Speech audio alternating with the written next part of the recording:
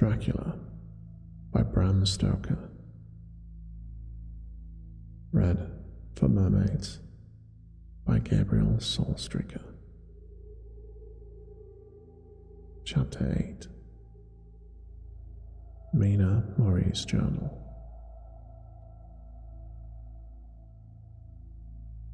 Same day, 11 o'clock p.m.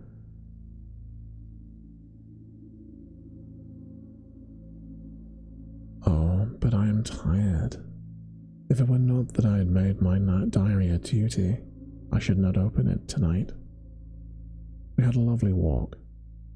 Lucy, after a while, was in gay spirits, owing, I think, to some dear cows who came nosing us in a field close to the lighthouse. I believe we forgot everything except, of course, personal fear, but it seemed to wipe the slate clean and give us a fresh start. We had a capital severe tea at Robin Hood's Bay in a sweet little old-fashioned inn with a bar window right over the seaweed-covered rocks of the Strand.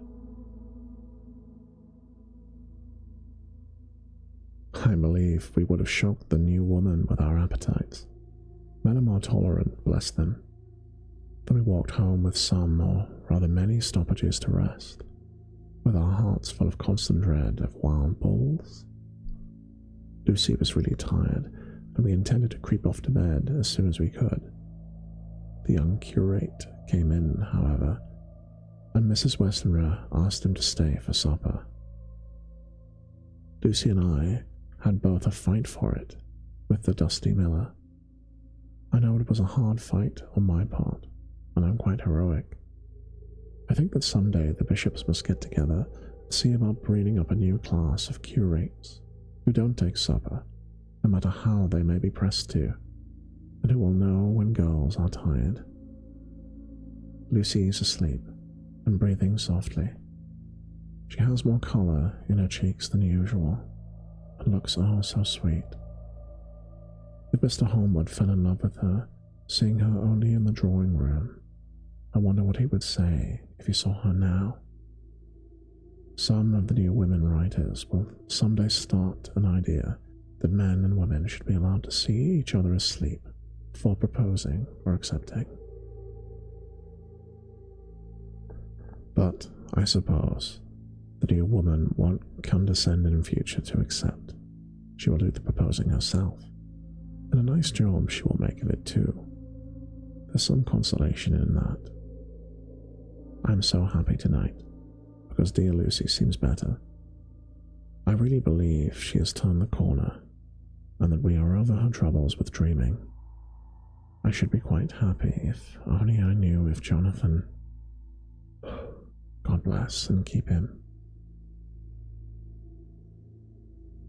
11th of August, 3 a.m. Diary again. No sleep now, so I may as well write. I'm too agitated to sleep. We have had such an adventure, such an agonizing experience.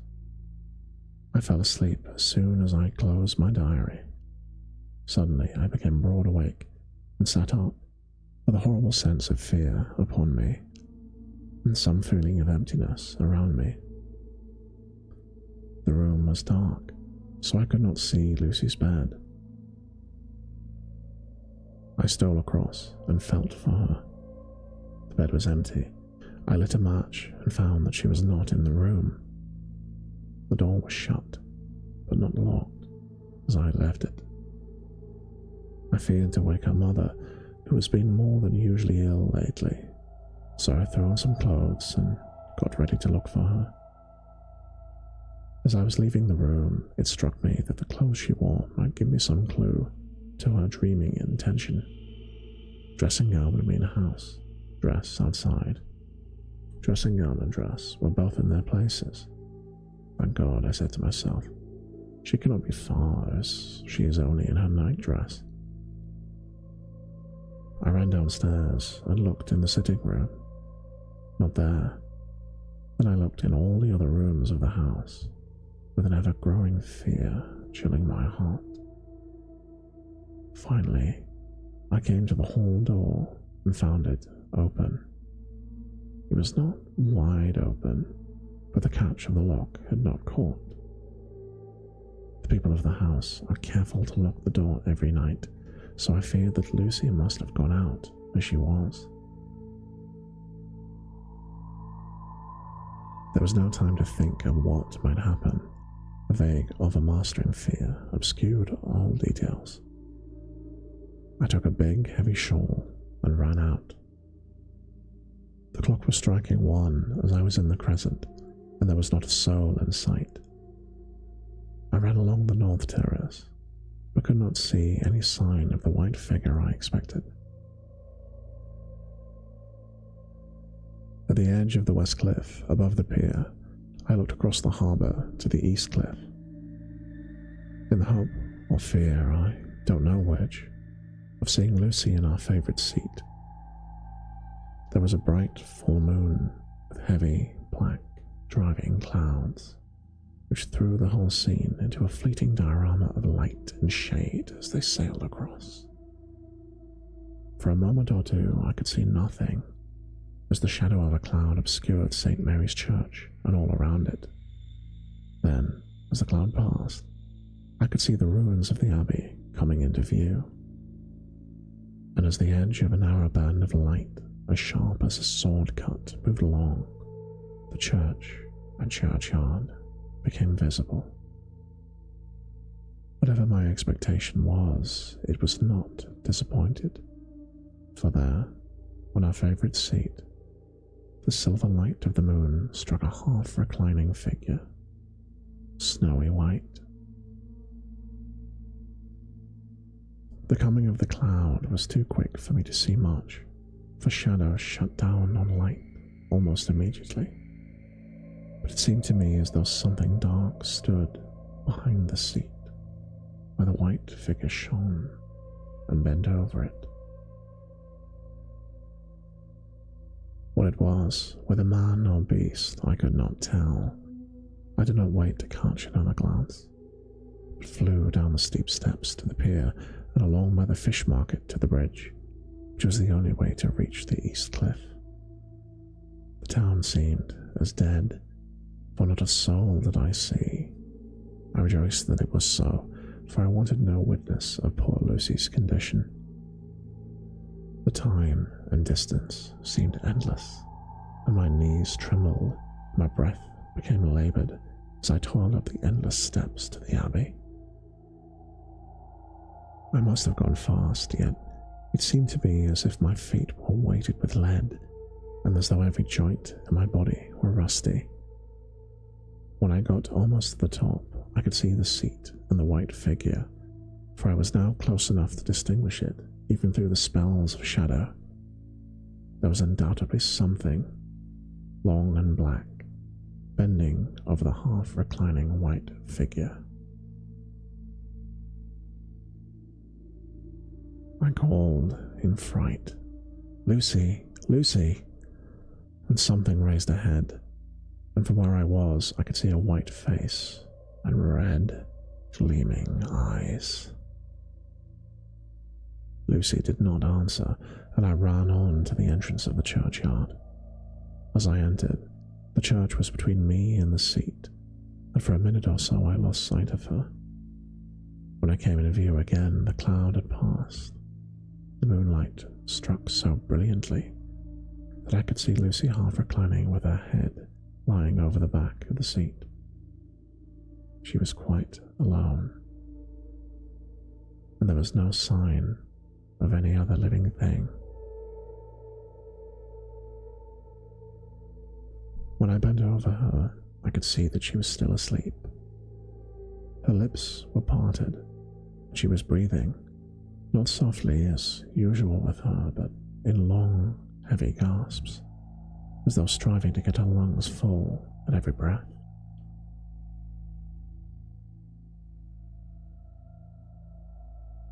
As I came close, she put up her hand in her sleep and pulled the collar of the nightdress around her throat. While she did, There came a shudder through her, as though she felt the cold. I flung the warm shawl over her and drew the edges tight around her neck, for I dreaded lest she should get some deadly chill from the night air, unclad as she was. I feared to wake her all at once, so, in order to have my hands free that I might help her, I fastened the shawl at her throat with a big safety pin. But it must have been clumsy in my anxiety, and pinched or pricked her with it, for by and by, when her breathing became quieter, she put her hand to her throat again and moaned.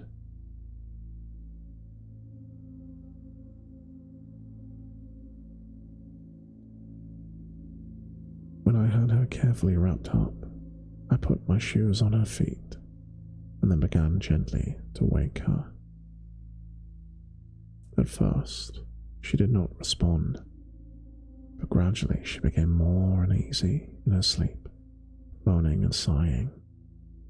At last, as time was passing fast, and for many other reasons I wished to get her home at once, I shook her more forcibly till finally she opened her eyes and awoke.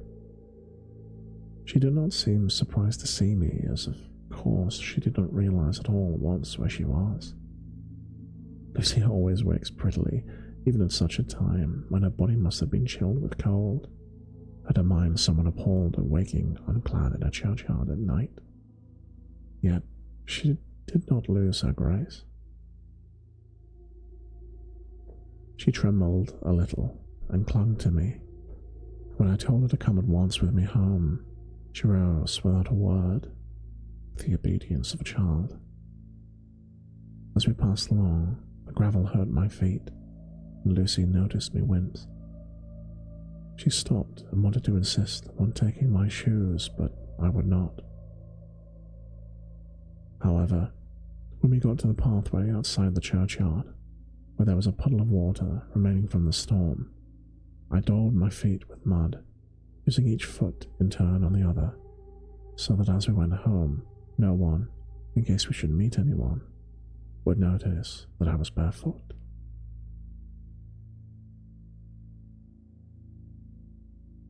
Fortune favored us, and we got home without meeting a soul. Once we saw a man who seemed not quite sober passing along a street in front of us, but we hid in a door till he had disappeared up the opening, such as there are here, steep little closes, or wynds as they are called in Scotland. My heart beat so loudly all the time that sometimes I thought I should faint. I was filled with anxiety about Lucy, not only for her health, lest she should suffer from the exposure, but for her reputation in case the story would get wind. When we got in, had washed our feet, and had said a prayer of thankfulness together, I tucked her into bed. Before falling asleep, she asked, even implored me, not to say a word to anyone, even her mother, about a sleepwalking adventure. I hesitated at first to promise, but on thinking of the state of her mother's health and how the knowledge of such a thing would fret her, and thinking too of how such a story could become distorted, in case it should leak out, I thought it wiser to do so. I hope I did right. I've locked the door, and the key is tied to my wrist, so perhaps I shall not be again disturbed. Lucy is sleeping soundly. The reflex of the dawn is high, far over the sea.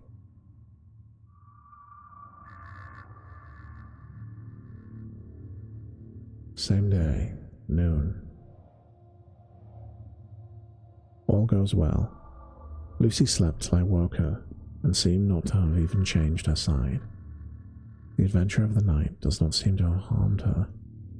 On the contrary, it has benefited her, for she looks better this morning than she has done for weeks. I'm sorry to notice that my clumsiness with the safety pin had hurt her. Indeed, it might have been serious, for the skin of her throat was pierced. I must have pinched up a piece of loose skin and transfixed it, for there are 2, little red points like pinpricks, and on the band of her nightdress, a drop of blood. When I apologized and was concerned about it, she laughed and petted me and said she did not even feel it. Fortunately, it will not leave a scar, it is tiny. Same day, night. We passed a happy day. The air was clear, the sun bright, and there was a cool breeze.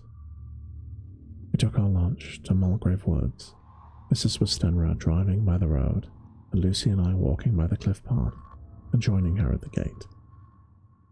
I felt a little sad myself, for I could not but feel how absolutely happy it would be to have had Jonathan with me. But there, I must only be patient. In the evening, we strolled in the casino terrace and heard some good music by Spohr and Mackenzie, and went to bed early.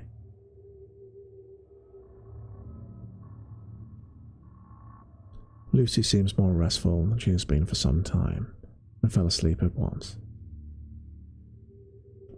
I shall lock the door and secure the key the same as before, though I do not expect any trouble tonight. 12th of August. My expectations were wrong, for twice during the night I was awakened by Lucy trying to get out. She seemed, even in her sleep, to be a little impatient at finding the door shut, and went back to bed under a sort of protest. I woke with the dawn and heard the birds chirping outside the window. Lucy woke too, and I was glad to see it was even better than on her previous morning. All her old gaiety of manner seemed to come back, and she came and snuggled in beside me and told me all about Arthur. I told her how anxious I was about Jonathan, and then she tried to comfort me. Well, she succeeded somewhat, for though sympathy can't alter facts, it can help make them more bearable. 13th of August.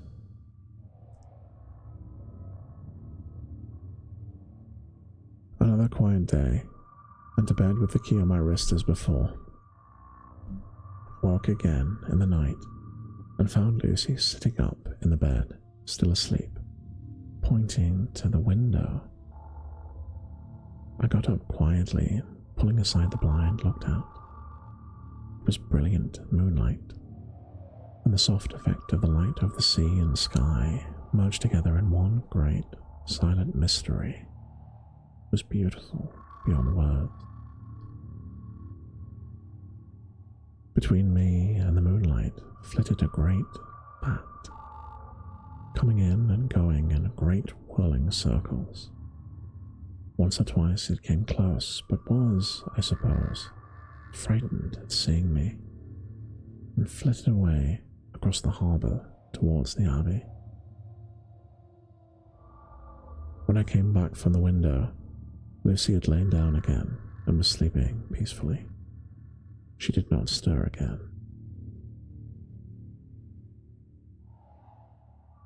14th of August. On the East Cliff, reading and writing all day, Lucy seems to have become as much in love with the spot as I am, and it is hard to get her away from it when it is time to come home for lunch, or tea, or dinner. This afternoon she made a funny remark. We were coming home for dinner and had come to the top of the steps from the West Pier and stopped to look at the view as we generally do. The setting sun, low down in the sky, was just dropping behind Kettleness. The red light was thrown over the East Cliff and the old Abbey and seemed to bathe everything in a beautiful rosy glow. We were silent for a while, and suddenly Lucy murmured as if to herself, "His red eyes again. They are just the same." It was such an odd expression coming apropos of nothing that it quite startled me. I slewed round a little so as to see Lucy well without seeming to stare at her, and saw that she was in a half-dreamy state, with an odd look on her face that I could not quite make out. So I said nothing, but followed her eyes. She appeared to be looking over at our own seat, whereon was a dark figure, seated, alone. I was a little startled myself, for it seemed for an instant as if the stranger had great eyes, like burning flames. But a second look dispelled the illusion. The red sunlight was shining on the windows of St. Mary's Church behind our seat, and as the sun dipped, there was just sufficient change in the refraction and reflection to make it appear as if the light had moved. I called Lucy's attention to the peculiar effect, and she became herself with a start. She looked sad all the same. It may have been that she was thinking of that terrible night up there. We never refer to it, so I said nothing, and we came home for dinner. Lucy had a headache and went early to bed. I saw her asleep and went out for a stroll myself. I walked along the cliffs to the westward and was full of sweet sadness, for I was thinking of Jonathan. When coming home, it was then bright moonlight, so bright, though the front of our part of the crescent was in shadow, everything could be well seen. I threw a glance up at our window and saw Lucy's head leaning out. I thought that perhaps she was looking out for me, so I opened my handkerchief and waved it. She did not notice or make any movement. Just then, the moonlight crept round an angle of the building, and the light fell on the window. There, distinctly, was Lucy with her head lying up against the side of the windowsill, with her eyes shut. She was fast asleep, and by her, seated on the windowsill, was something that looked like a good-sized bird. I was afraid that she might get a chill, so I ran upstairs, but as I came into the room, she was moving back to her bed, fast asleep and breathing heavily. She was holding her hand to her throat, as though to protect it from the cold. I did not wake her, but tucked her up warmly. I have taken care that the door is locked and the window fastened.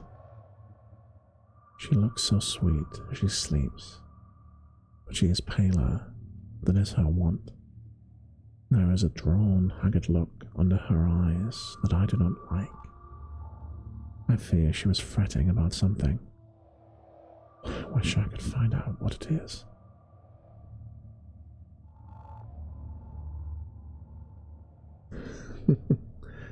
Yes, Silverk, you are in fact a good-sized bird.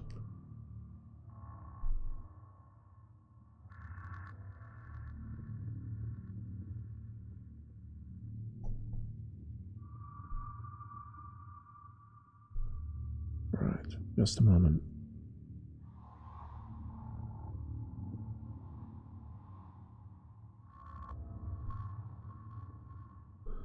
Okay. I'm just seeing where we are relative to the end of the chapter.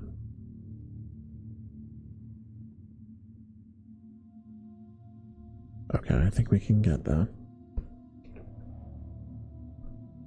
15th of August.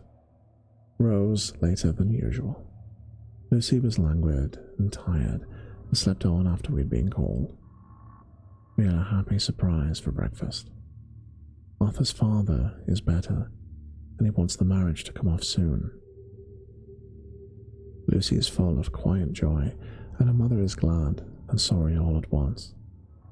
Later in the day, she told me the cause. She is grieved to lose Lucy as her very own, but she is rejoiced that she is soon to have someone to protect her. Poor dear, sweet lady, she confided to me that she has got her death warrant. She's not told Lucy, and made me promise secrecy. Her doctor told her that within a few months at most she must die, for her heart is weakening. At any time now, a sudden shock would be almost sure to kill her. We were wise to keep from her the affair of the dreadful night of Lucy's sleepwalking.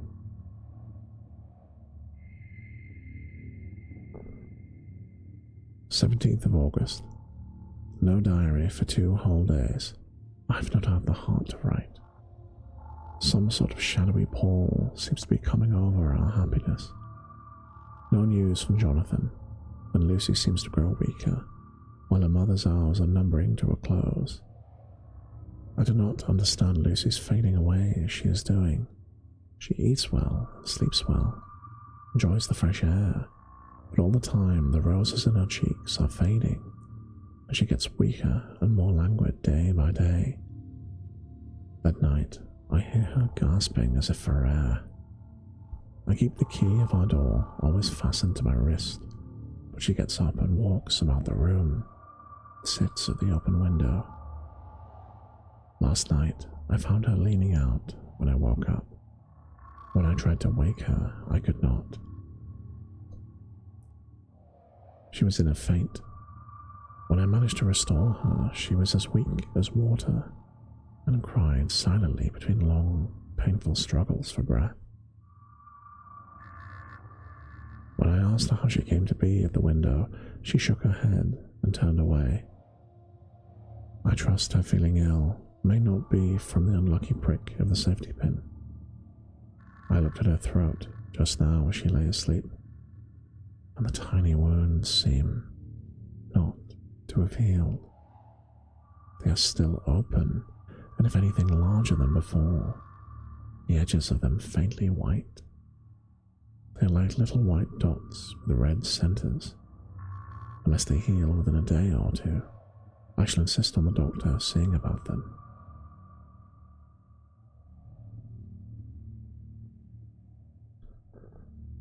Letter: Samuel F. Billington and Son, Solicitors, Whitby, to Messrs. Carter, Patterson and Co., London, 17th of August. Dear Sirs, herewith please receive the invoice of goods sent by the Great Northern Railway. Same are to be delivered at Carfax, near Purfleet, immediately on receipt, at Goods Station, King's Cross. The house is present empty, but enclosed please find keys, all of which are labelled.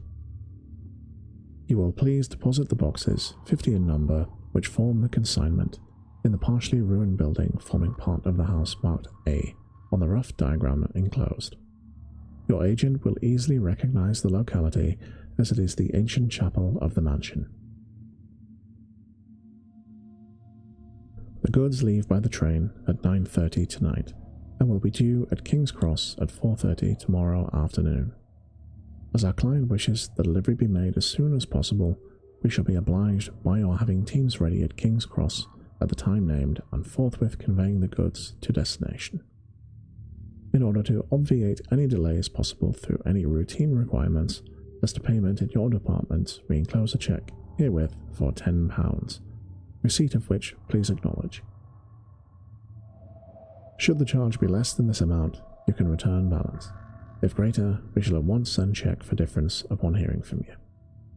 You are to leave the keys on coming away in the main hall of the house, where the proprietor may get them on his entering the house by means of his duplicate key.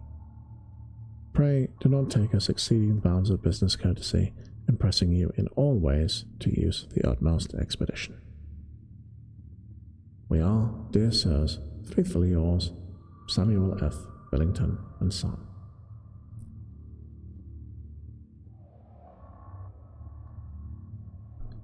Letter, Messrs. Carter, Patterson and Co., London, to Messrs. Billington and Son, Whitby, 21st of August. Dear Sirs, we beg to acknowledge £10 received and return cheque of £1 17 shillings 9 pence, the amount of overplus as shown receipted account herewith. Goods are delivered in the exact accordance with instruction, and keys left in parcel in main hall, as directed. We are, dear sirs, yours respectfully, Procata, Patterson and Co.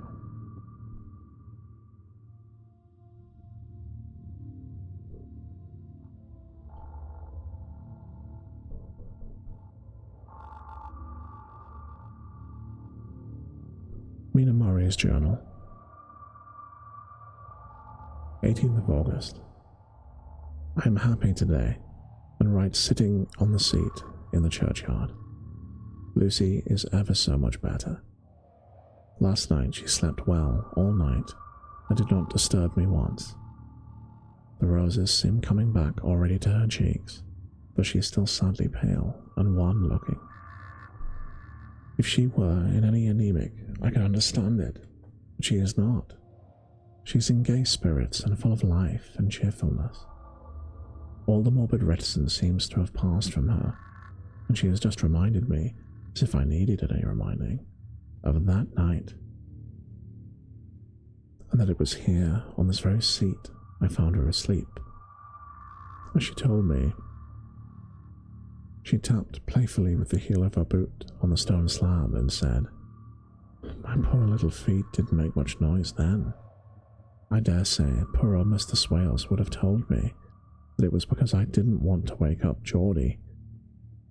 She was in such a communicative humour, I asked her if she had dreamed at all that night. Before she answered, that sweet, puckered look came into her forehead, which Arthur, I call him Arthur from habit, says he loves, and indeed I don't wonder that he does. And she went on in a half-dreaming kind of way, as if trying to recall it herself. I didn't quite dream, but it all seemed to be real. I only wanted to be here in this spot. I don't know why, for I was afraid of something. I don't know what. I remember, though, I suppose I was asleep, passing through the streets and over the bridge. As fish leapt as I went by, I leaned over to look at it, and I heard a lot of dogs howling. The whole town seemed as if it was full of dogs, all howling at once. As I went up the steps, I then had a vague memory of something long and dark with red eyes, just as we saw in the sunset, and something very sweet and very bitter all around me at once. And then I seemed sinking into green, deep water, and there was a singing in my ears, as I've heard there is to drowning men. And then everything seemed passing away from me. My soul seemed to go out from my body and float about the air. I seem to remember that once the West Lighthouse was right under me, and then there was a sort of agonizing feeling, as if I were in an earthquake. I came back and found you shaking my body. I saw you do it before I felt you. Then she began to laugh. It seemed a little uncanny to me, and I listened to her breathlessly. I did not quite like it, and I thought it better not to keep her mind on the subject. So we drifted to other subjects, and Lucy was like our old self again. When we got home, the fresh breeze had braced her up. Her pale cheeks were more rosy. Her mother rejoiced when she saw her, and we spent a happy evening together. 19th of August. Joy, joy, joy, though not all joy. At last, news of Jonathan. The dear fellow has been ill, that was why he did not write. I am not afraid to think or say it, now that I know Mr. Hawkins sent me on the letter, and wrote himself, oh so kindly. I am to leave in the morning and go over to Jonathan, and help to nurse him if necessary and bring him home. Mr. Hawkins says it would not be a bad thing if we were to be married out there. I've cried over the good sister's letter till I can feel it wet against my bosom where it lies. It is of Jonathan, and must be next to my heart, for he is in my heart. My journey is all mapped out, and my luggage ready. I'm only taking one change of dress. Lucy will bring my trunk to London and keep it till I send for it may be that. I must write no more. I must keep it to say to Jonathan, my husband. The letter that he has seen and touched must comfort me till we meet. Letter, Sister Agatha, Hospital of St. Joseph and St. Mary, Budapest, to Miss Wilhelmina Murray, 12th of August. Dear Madam, I write by desire of Mr. Jonathan Harker, who is himself not strong enough to write, though progressing well, thanks to God and Joseph and oh, interesting. The text says, S.T.E. Mary. I'll have to look that up. I guess it probably just means Saint Mary, but maybe that's a feminine form of saint that we don't use anymore. Okay, well, thanks to God, Saint Joseph and Saint Mary. He has been under our care for nearly 6 weeks, suffering from a violent brain fever. He wishes me to convey his love and say that by post I write for him to Mr. Peter Hawkins, Exeter, to say, with his dutiful respects, that he is sorry for his delay, and that all of his work is completed. He will require a few weeks' rest in our sanatorium in the hills, but then will return. He wishes me to say that he has not sufficient money with him, and that he would like to pay for his staying here, so that others who need shall not be wanting for help. Believe me, yours with sympathy and all blessings, Sister Agatha. P.S. My patient being asleep, I open this to let you know something more. He has told me all about you, and that you are shortly to be his wife. All blessings to you both. He has had some fearful shock, so says our doctor, and in his delirium his ravings have been dreadful.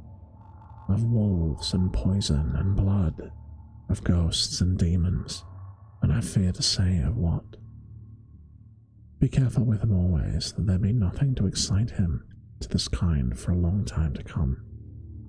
The traces of such illness as his do not die lightly away.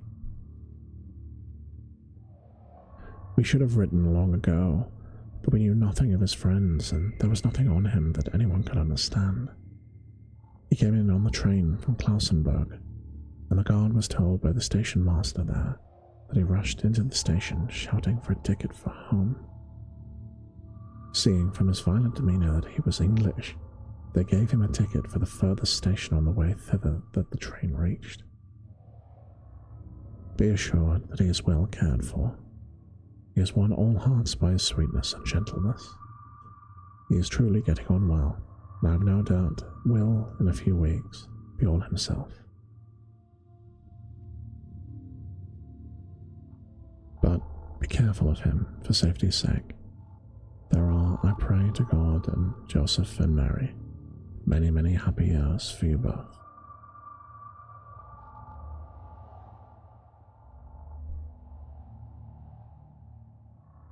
Approaching the end of the chapter here, so I'll carry on. Dr. Seward's Diary, 19th of August. Strange and sudden change in Renfield last night. About 8 o'clock, he began to get excited, a sniff as a dog does when setting. The attendant was struck by his manner, and knowing my interest in him, encouraged him to talk. He is usually respectful to the attendant, and at times servile, but tonight the man tells me he was haughty. Would not condescend to talk with him at all. All he would say was, "I don't want to talk to you. You don't count now. The master is at hand."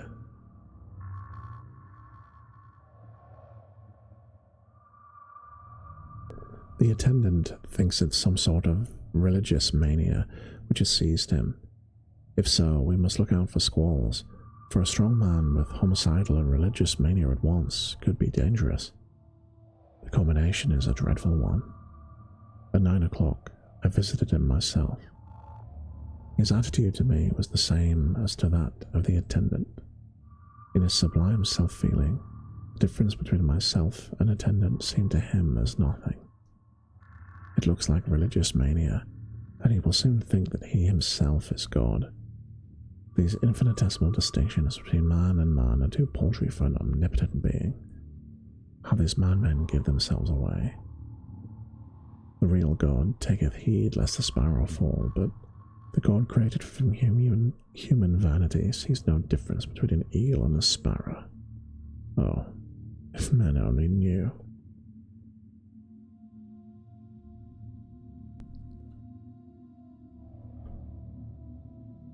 For half an hour or more, Renfield kept getting excited in the greater and lesser degree.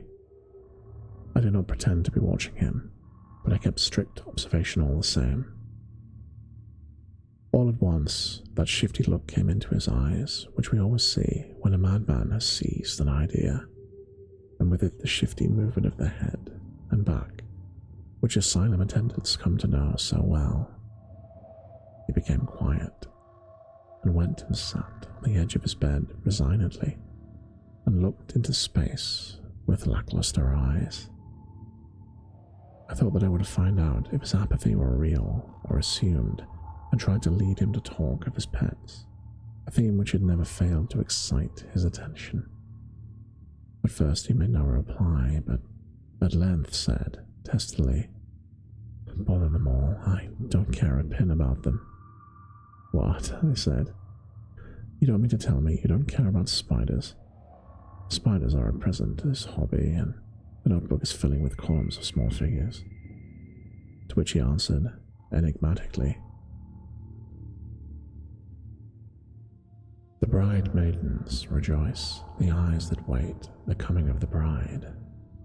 But when the bride draweth nigh, then the maidens shine not to the eyes that are filled." He would not explain himself, but remained obstinately seated on his bed all the time I remained with him. I am weary tonight, and low in spirits. I cannot think but of Lucy, and how different things might have been. If I don't sleep at once, chloral, the modern Morpheus. I must be careful not to let it grow into a habit. The text gives a chemical formula, which I won't try and read out, but I presume he's going to chloroform himself. No, I shall take none tonight. I have thought of Lucy, and I shall not dishonour her by mixing the two. If need be, tonight shall be sleepless.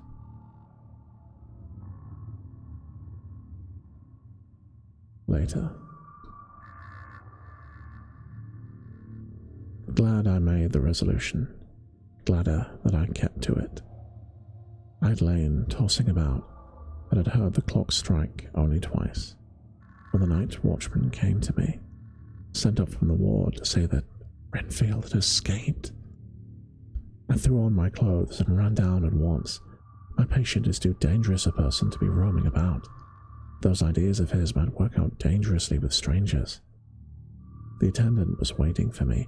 He said that he had seen him not 10 minutes before, seemingly asleep in his bed, and when he had looked through the observation trap in the door. His attention was called by the sound of the window being wrenched out. He ran back and saw his feet disappear through the window, and had at once sent up for me. He was only in his night gear, so could not be far off. The attendant thought that it would be more useful to watch where he should go than to follow him, as he might lose sight of him whilst getting out of the building by the door. He is a bulky man, and couldn't get through the window. I am thin, so with his aid I got out, but feet foremost, and, as we were only a few feet above the ground, landed unhurt. The attendant told me the patient had gone to the left, and had taken a straight line, so I ran as quickly as I could. As I got through the belt of trees, I saw a white figure scale the high wall which separates our grounds from those of the deserted house. I ran back at once, told the watchman to get 3 or 4 men immediately and follow me to the grounds of Carfax, in case our friend might be dangerous. I got to ladder myself and, crossing the wall, dropped down to the other side. I could see Renfield's figure just disappearing behind the angle of the house, so I ran after him. On the far side of the house, I found him pressed close against the old iron-bound oak door of the chapel. He was talking apparently to someone, but I was afraid to go near enough to hear what he was saying, lest I might frighten him and he should run off. Chasing an errant swarm of bees is nothing to following a naked lunatic when the fit of escaping is upon him. After a few minutes, however, I could see that he did not take note of anything around him, and so ventured to draw nearer. The more so as my men now crossed the wall and were closing him in. I heard him say, "I am here to do your bidding, master. I am your slave.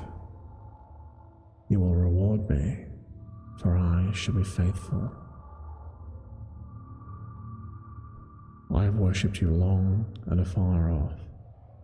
Now that you are near, I await your commands, and you will not pass me by, will you, dear master, in your distribution of good things?"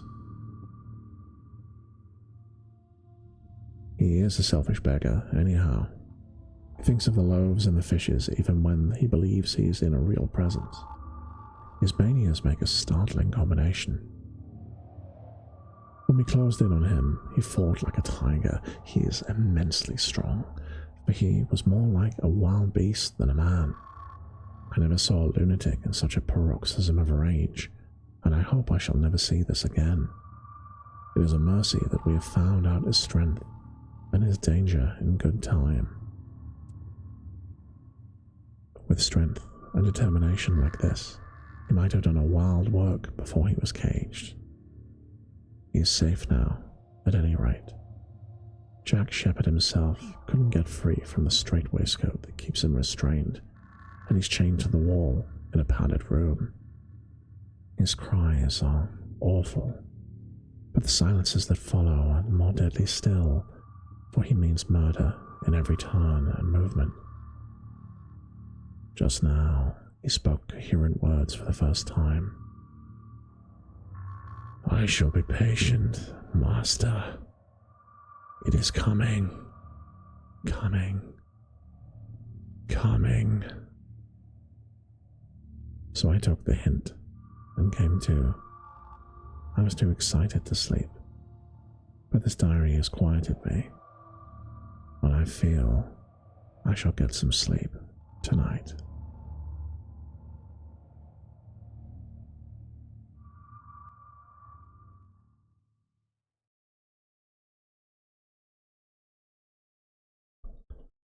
Okay, and thus concludes Chapter 8 of Dracula. Oh, I'm just going to sit up for a moment.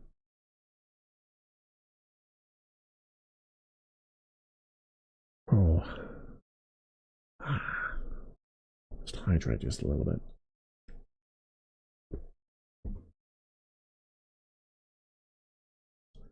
Okay, I hope you all enjoyed that. So, down the stone, I'm just going to review, as I have after every chapter, what these streams are about for October. So, October is the spooky month, you know, culturally. And I have chosen this month to run a campaign for the charity Mermaids. Mermaids is a wonderful charity that do fantastic work in supporting trans youth and gender questioning and non-binary youth as well. They have a phone line for youths to call to get advice. They advocate for trans people in society, and they also have, as part of the phone line thing, they support families of trans people. So, to use an example, that you might have a trans person who's fortunate enough to a young person who their parents accept them and they want to help them as they grow and want to become the person that they're growing into, and find, you know, the community and health and happiness and everything that, you know, their parents want. But their experience of going through adolescence might be different because their parents might not be trans people themselves, and as a result, you know, they might not understand everything that there is to know in supporting an adolescent who's growing up potentially as a trans or non-binary person. So they also support their families as well, so they can advise their parents on things they need to know and so on to help support their teen. Which is great, you know, it's great supporting the family unit and stuff.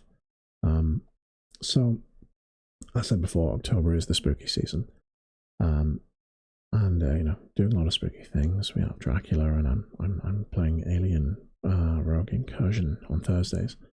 But sadly, you know, society has done a lot to try and demonize and vilify trans people in recent years for no good reason. And what this means is that for these young trans people growing up who just want to live their lives, you know, as the person that they want to be, just doing that can be a terrifying experience. You know, it can be very scary. And, you know, mermaids and, you know, are there to help those people through that delicate time. I'm sure if there are any trans people listening to this, I suspect you would probably empathize with those experiences. But even cis people, you know, adolescence is difficult, right? You know, growing up is hard, and you know, it's confusing enough when, you know, you're growing up as a cis person, but then going through adolescence as a trans person, when, you know, seemingly society is turned against you and is telling you that the way you are is somehow wrong. You know, it must be an incredibly harrowing experience for a young person. And, you know, charities like Mermaids are there for those people, can give them the support they need. So I think they're a fantastic cause. So if you look in the description, there will be a link there. And if you are fortunate to be in a position where you can donate a few dollars or a few bucks, a few pounds, really, literally, you know, every penny makes a difference. It really does. Then, you know, please do so.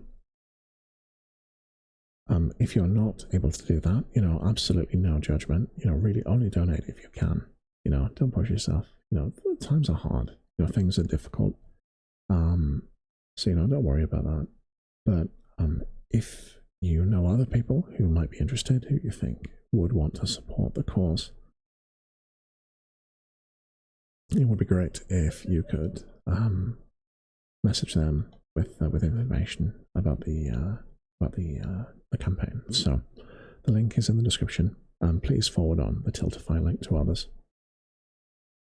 The campaign page will explain more about the campaign itself, but also about mermaids and the work that they do.